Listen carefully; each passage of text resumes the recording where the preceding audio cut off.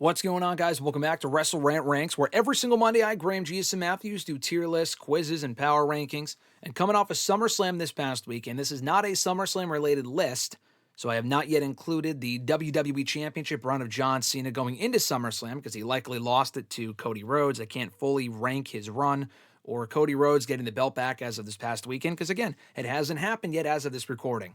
But I am going to be ranking every WWE champion in the last 10 years in WWE, per list tierlistmaker.com, rather. Thank you to Sebastian Kurtz on tierlistmaker.com for putting this together. I will include the link in the description box down below so you guys can fill it out for yourself. But pretty self-explanatory stuff. We got C, or S rather. I can't fucking do letters. I can't read clearly. We got S, A, B, C, D, ranking all the WWE champions, all the WWE title reigns in the last 10 years in WWE. From the best to the worst and everything else in between. We'll get to it in just a moment. If you want videos like this early and ad-free, you could sign up for a WrestleRant All Access Pass channel membership. $5 a month, like I said, gets you videos like this and other WrestleRant radio excerpts, hashtag GSM4GM, videos like that. Early and ad-free access to before anyone else. You also get badges and emojis and the live chats and so much more. Many more perks available on the WrestleRant All Access Pass $5 a month membership level. Check that out in the description box down below. All the other episodes also available of WrestleRant Ranks in the description box and the playlist labeled as such. And last but not least, support the channel by liking this video, subscribe, click the notification bell to be notified every single time we upload new content and every single time we upload, or rather go live, here on the channel. So let's get going here. These are apparently not in order because I see Daniel Bryan's run from 2018 through 2019 here. So, and then I see Seth Rollins. So I guess they are largely in order and then a bit out of order. So I guess we'll rank Daniel Bryan first. Daniel Bryan won the belt kind of on a surprise win on SmackDown right before Survivor Series 2018. He turned heel that night, went on to have this amazing match at Survivor Series with Brock Lesnar. Championships were not on the line. This was back when they were doing the Raw versus SmackDown brand supremacy bullshit. But, you know, the match was amazing. He also had an excellent match with AJ Styles at TLC the following month with that championship on the line. I did not like Bryan's Royal Rumble Championship defense against AJ Styles. They really should have just kept it at the TLC match. They didn't have a stipulation for the TLC match, but like at the TLC pay-per-view, that is. The Rumble match I did not like, but he actually had great championship defenses going into Mania. The Kofi Kingston match was obviously amazing, losing it to Kofi there, so he ended it in epic fashion. But he had a really good triple threat at Fastlane with, I think, Mustafa Ali and Kevin Owens. He also successfully defended the championship inside Elimination Chamber a few weeks prior to that. So Daniel Bryan's run, honestly, as WWE Champion, throw in the fact that he had that leather championship thrown away for the vegan title, he had actually a really, really good run. So the only world championship run that he had when he returned from retirement in 2018 was honestly an amazing one. So this is going to the A category in my opinion. Seth Rollins also, in my opinion, had the best championship run from a Money in the Bank cash-in up to this point. He had a great run as Mr. Money in the Bank and also held the WWE title for about 8 months until he had to vacate it. He only lost it because he had to vacate it. Now, very likely he would have lost it at Survivor Series a few weeks later to Roman Reigns, but he got hurt. But in that time, he wasn't booked the best. He was beaten a lot on television. But Seth Rollins had championship defenses against Dean Ambrose in a ladder match, Randy Orton in a steel cage at Extreme Rules, a great four-way at Payback with Roman, with Ambrose, with Orton. He defended against Brock Lesnar at Battleground, a match that ended in a no contest, but a fun match while it lasted. A great SummerSlam match, which I talked about 2 weeks ago here on the show, with Rollins and Cena, champion versus champion. An excellent match there. A really good match with Sting. He actually pulled double duty in Night of Champions against Sting and John Cena, losing to John Cena but beating Sting. He then beat Kane at Hell in the Cell in a match that wasn't so great to retain the WWE title. But he had a lot of good matches in between, honestly, as WWE Champion. So also, I'm going to put him in B, or rather an A. I think he had a great run.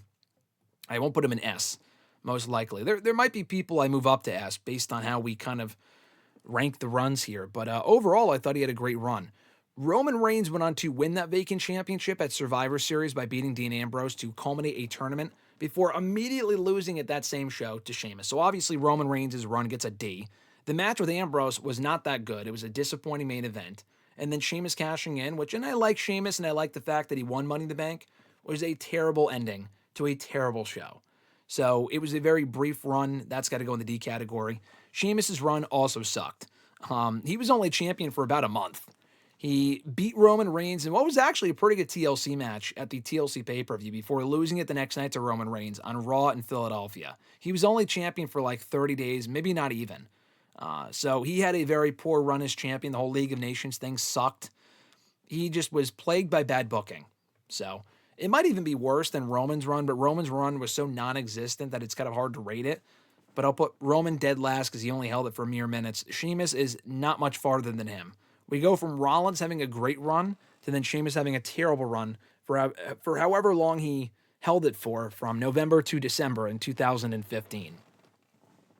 Roman Reigns, like I said, would win the championship back on the night after TLC in 2015, successfully defended it on the first Raw of 2016 against Sheamus, I think with Vince McMahon actually as the special guest referee, and would go on to lose it in the Royal Rumble, only the second time ever a World Championship had been on the line in a Royal Rumble match. The first time ever it was actually defended in the match itself. So Roman's run the second time, the first one was only mere minutes. The second run wasn't really much better. I'll probably put this in C, just because at least like the way in which he won it was great. The Rumble was great. He at least had one successful championship defense on Raw before losing it. The run was only a month, but it was pretty much exactly what it needed to be. So I'll put it in C. Triple H should have never been WWE Champion. Triple H came back in that Rumble, won the championship after being taken out by Roman Reigns the month prior at the TLC pay-per-view. He was only champion he was actually champion for longer than he should have been, for about 2 months.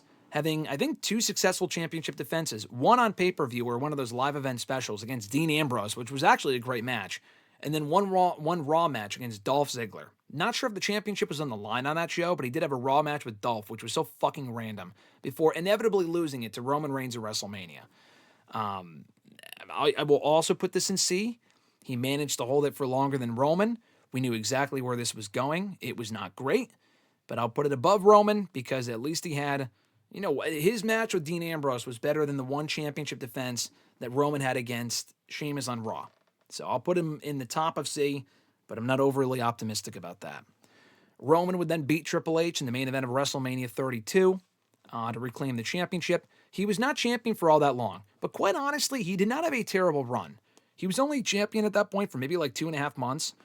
But in those 2.5 months, he had 2 fucking phenomenal matches, pun intended, against AJ Styles on pay-per-view. His very first defense, him and AJ Styles at the Extreme Rules pay-per-view, or rather Payback. They ran it back at Extreme Rules, which I was actually in attendance for that year, and they had a great match on that show too.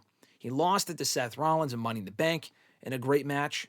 So quite honestly, they didn't have Roman hold it for longer than he needed to. He probably would have held on to the championship for a lot longer than he did. But he got suspended. They had to have him drop the championship abruptly. And he was off TV for the next 30 days. But those 2 matches with AJ were enough to make this run entertaining and worthwhile. So I'll put this in the B category. Not a very long run, but those 2 matches with AJ single-handedly salvaged this run and gave Roman Reigns some very great competition for a very brief period of time.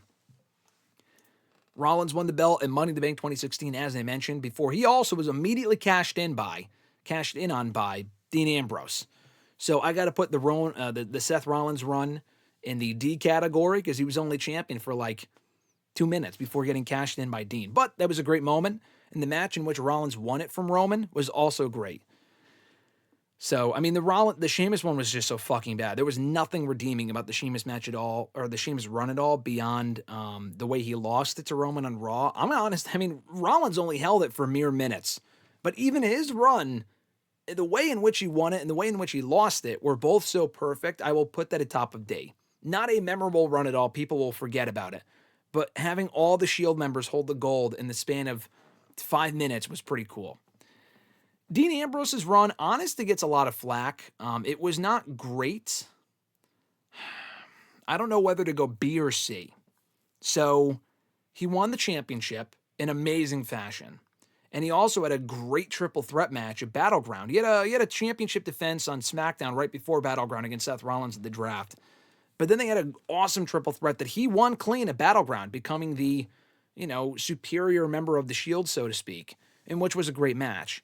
The Dolph Ziggler match at SummerSlam was kind of underwhelming, and then he lost it right after to AJ Styles. So it was kind of a mediocre run. I guess if I put Roman Reigns in the B category, I should put Dean Ambrose in B as well. At least he won that great triple threat at Battleground. I'll put him in B, but bottom of B. He never really felt like the guy when he was WWE Champion. They immediately instituted the Universal Championship on Raw. He went to SmackDown, and as soon as he went to SmackDown, he lost that belt within a month or two to AJ Styles. So I'll put that at the bottom of the B category.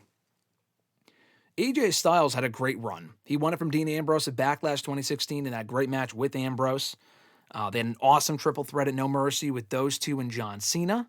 He had a couple championship defenses on TV with James Ellsworth, of all people, which was obviously a fucking joke, who I think beat AJ at one point.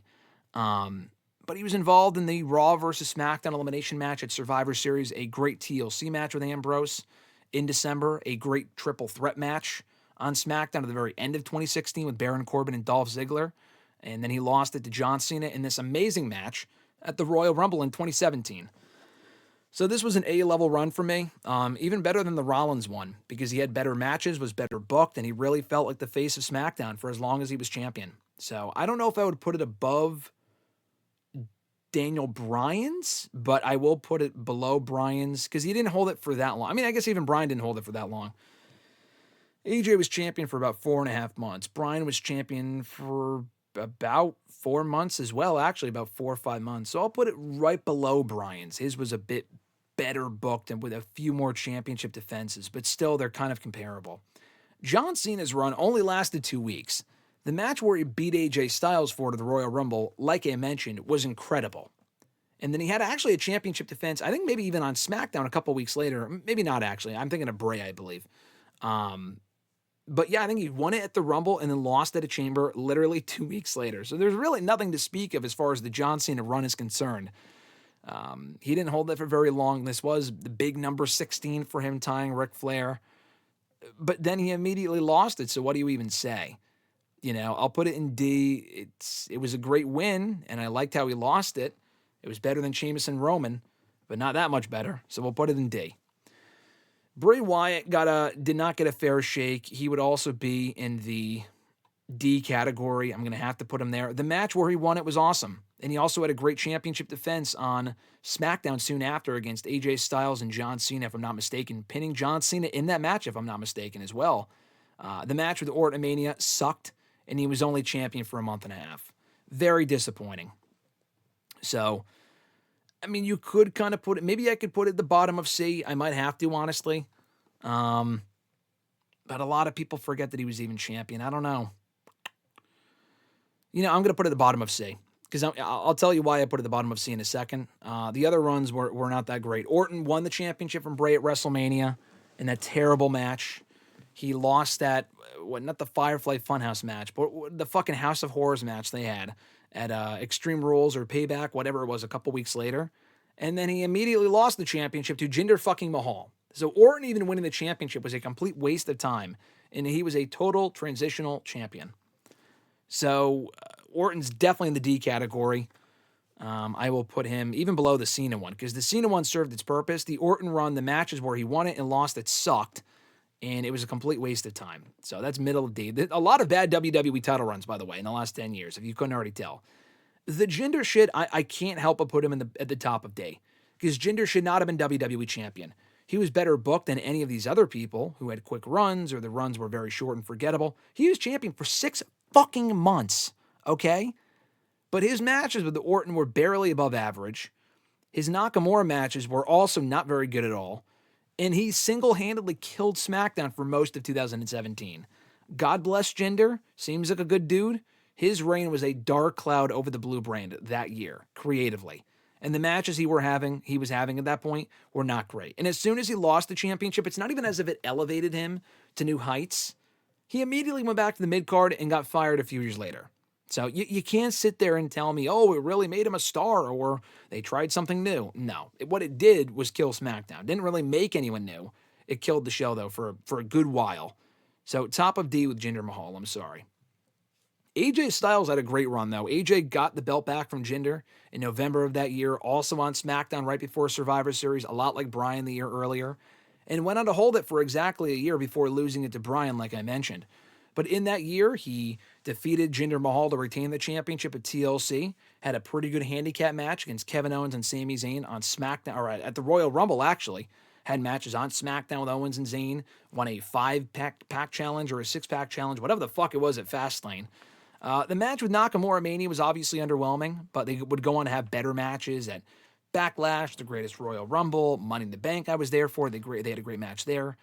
The match with Rusev at the Extreme Rules show, I think it was, in July of that year was very good. The Samoa Joe matches I enjoyed a lot. And the match where he lost it to Daniel Bryan was great. So, honestly, AJ Styles, I don't know how many people are going to get an S, but he's probably going to be in the S category. I thought AJ's year-long run was awesome. He was the perfect person to hold that title for so long, and it's a bummer he hasn't held a world championship since. Kofi Kingston had a great run as well. I mean, a lot of people will talk about how it ended, but the way in which he won the belt was amazing, and he was also champion for like 6 months. And he had some really good matches in that time. Now, he never really felt like the guy of the company. He was never meant to be. But Kofi Mania was white hot. They nailed the title win. And during that run, he had some quality matches with Daniel Bryan on Raw, Samoa Joe on pay-per-view, Kevin Owens on pay-per-view, Randy Orton on pay-per-view. The way in which he lost it to Brock Lesnar was terrible, like I said earlier. But they did have some decent matches with him and Dolph Ziggler as well.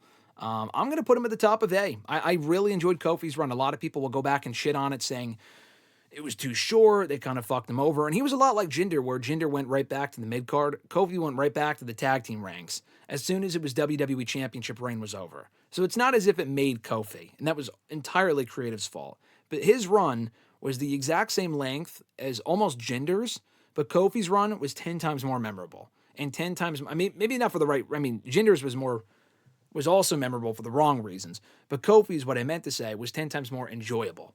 So Kofi, to me, goes to top of A.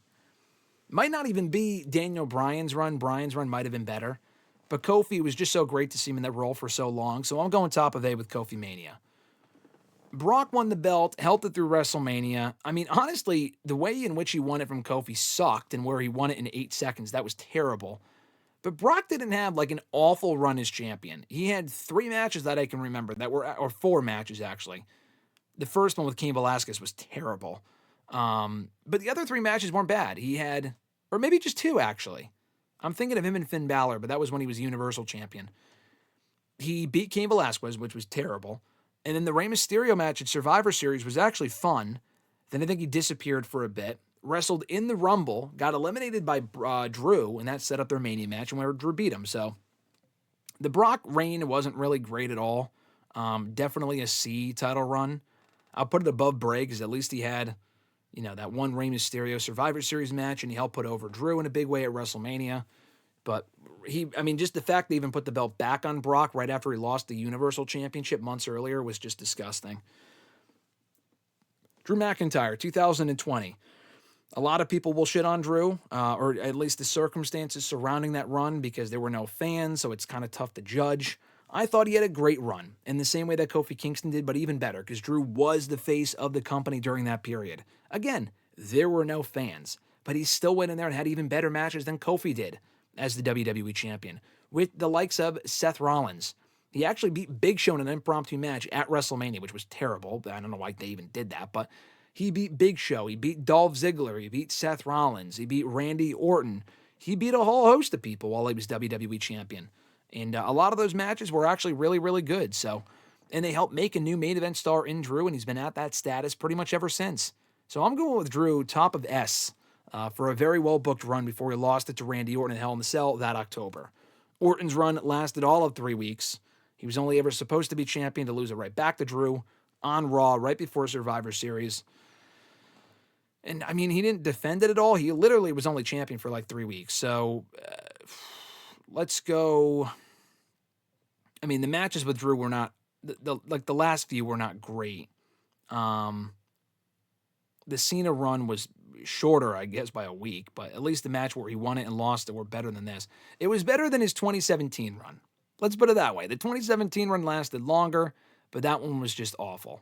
So I'll put it here for Orton. Poor Randy Orton.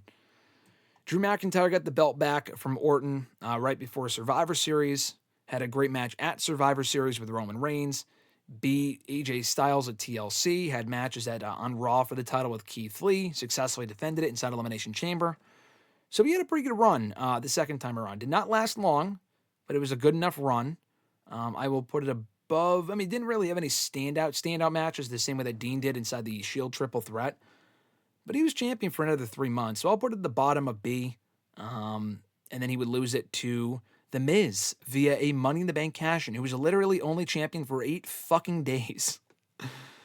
So, I mean, he was only ever supposed to be a transitional champion. I guess we'll put it above Sheamus, maybe. I mean, at least Sheamus, where he lost it, was... Miz losing it to Bobby Lashley was perfect, too. I feel so bad for Sheamus. I'll put him below Sheamus. Sheamus doesn't deserve that. Miz was literally only champion for 8 fucking days just to lose it to Bobby Lashley, who also had a great run as champion. I will put Bobby below Drew. He was booked really well. So we'll put Bobby above Drew, actually. He won it during COVID, beat Drew on 3 occasions, won a triple threat with Drew and Braun Strowman at Backlash, which was actually a really good match. Beat Drew inside Hell in the Cell, beat Xavier Woods inside Hell in the Cell on Raw. A good match with Kofi Kingston at SummerSlam. Not so good match with Goldberg at SummerSlam, but lost it to Big E on Raw after beating Randy Orton to retain the WWE Championship. But still, they made a new star in Bobby Lashley. I mean, he was there for fucking decades, but he did his best work during that run. He was booked great for the most part, and he was at that main event level pretty much after that. I mean, he wasn't back to doing, I guess he's a tag team guy now. He's not quite at that same level, but they made a main event star because prior to that, because he was just a mid-carder. So I love the Bobby run, although it did happen entirely during COVID when there were no fans.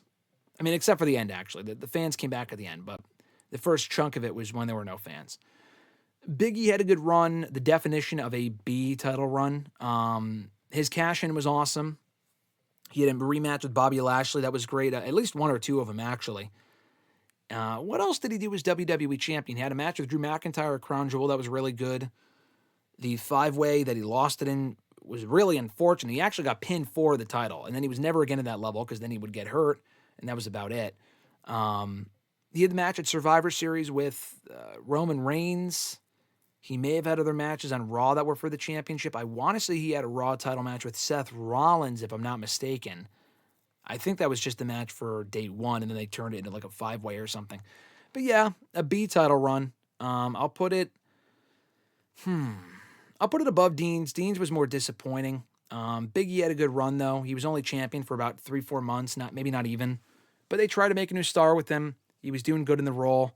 Then they pulled the rug right from underneath him way too quickly, but it was good while it lasted. Brock won the belt the day 1, lost it within weeks, back at the Rumble to Bobby Lashley, who also lost it to Brock at Elimination Chamber, who then lost it to Roman, who now lost it to Cody. So, I mean, a lot of quick runs here. The first 3 are just nothing runs. A lot of D title runs here. A lot of terrible fucking title runs. Brock winning it in the first place was just a complete waste of time. I don't even know where to put this, honestly. These are all D. Spoiler alert, they're all D. Bobby wasn't even beat. Bobby got taken out of the match via like an injury angle. I don't think he was actually even legit hurt. He may have actually gotten hurt, but he wasn't beaten for the title. He never got a rematch either, which also sucked. I don't know, man. With Brock, I probably would have to go below Randy. I mean, he lost it pretty quickly, as did Randy. At least Randy's matches with Drew were better than the Brock and Bobby matches. Bobby also lost it pretty fucking quickly. I'll probably put it below, because the fact that he even won it and then lost it was just stupid. It was just dumb. So we'll put that there. Brock going into WrestleMania 38 only won it so he could lose it to Roman. Literally, that was it. And those matches were also not good. That was just a complete waste of time. So I'll just put those boom, boom, boom in the T category. A lot of D title defenses, a lot of D title reigns for the WWE title in the last decade. And then obviously Roman, we already know this, is the top of S. He was a better champion than anyone here by a country mile. And then Cody Rhodes was also a better champion than pretty much anyone here by a country mile, except for AJ. AJ had a great run, a year-long run. Cody had a year-long run, but I thought Cody's run was better than AJ's because Cody was the face of the company. AJ was not, but they both had great title runs. So that is my list of the best, worst, and everything else in between for WWE champions in the last year, or the last decade rather, in WWE.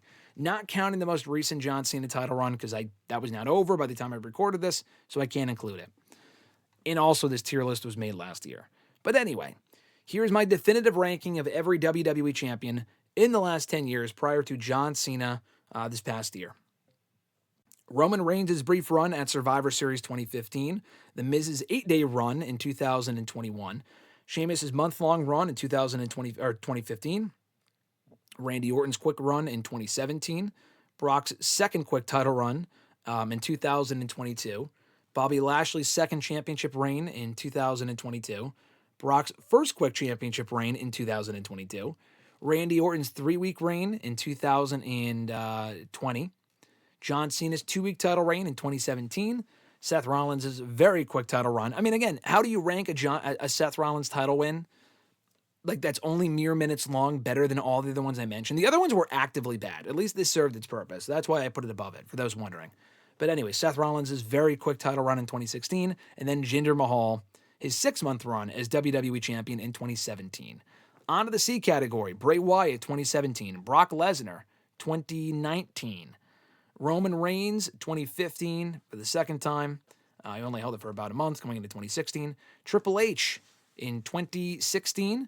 Drew McIntyre's second title reign starting in 2020 through 2021.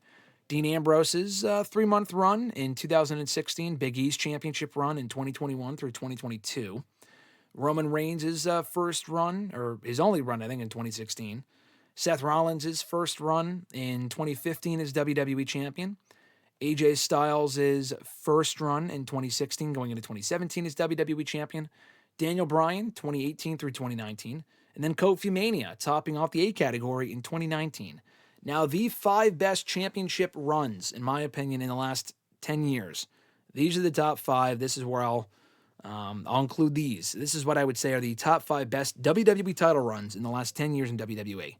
From weakest to strongest. Drew McIntyre in 2020. Bobby Lashley in 2021. AJ Styles in 2017 through 2018. Cody Rhodes in 2024 through 2025, and Roman Reigns 2020, or rather when he won the WWE title, I guess, not the Universal Championship. So 2022 through 2024. So I guess technically that doesn't include his Universal Championship run, but still, when Roman was champion, it was the title. I mean, the matches with... that wouldn't include any of his matches in 2020 or 2021, but when he unified the belts, or at least won both belts in 2022, his WWE Championship defenses included the ones with Matt Riddle, the Brock Lesnar one at SummerSlam, which was amazing. We talked about that last week here on the show. LA Knight in 2023, the 4-way in 2024, both Cody Rhodes matches in 23 and 24, the Jey Uso match, for whatever that's worth, at SummerSlam 2023. So I would still put Roman's run above everyone else's, even though it doesn't include the full scope of his WWE title run, or his entire, rather, Universal Championship run from 2020 through 2024. Nonetheless, folks, thank you so much for tuning in to today's edition of WrestleRant Ranks. Means a lot. Check out all the other installments in the description box down below. Also in the description box, the link to this video, or rather to this tier list if you want to fill it out for yourself. Thank you again to Sebastian Kurtz for putting this together. You can fill it out for yourself at tierlistmaker.com. You can also sign up for more information or find more information in the description box about how you can sign up for a WrestleRant $5 all-access pass channel membership, getting videos like this, early access to and ad-free before anyone else, badges and emojis and the live chats. You also get shout-outs at the beginning and end of every single live stream that we do here on the channel, and a whole lot more. More information on that down below in the description box if you want to support the channel. At the very least, just like this video and subscribe. All the support is greatly appreciated. Also, hit the bell button to be notified every single time we upload new content and every single time we go live here on the channel. All new episode of WrestleRant Ranks coming right here on to the channel next Monday, so stay tuned for that. Until next week, guys, have an awesome one. I'm Graham G.S. Matthews, and I'll catch your ass down the road.